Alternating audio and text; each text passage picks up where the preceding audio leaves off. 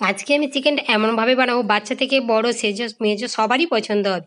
এখানে আমি প্রথমে কড়াইতে সরষের তেল দিয়েছি। আমি তেল পরিমাণটা কমই দিয়েছি।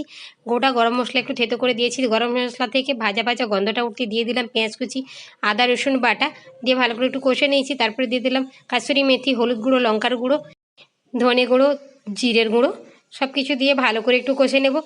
মশলাটা লেগে যাচ্ছিলো সেই জন্য একটু দিয়ে দিলাম জল। আমি এখানে তেলটা কম দিয়ে জলটা দিয়ে কিন্তু মশলাটাকে কষে নিয়েছি।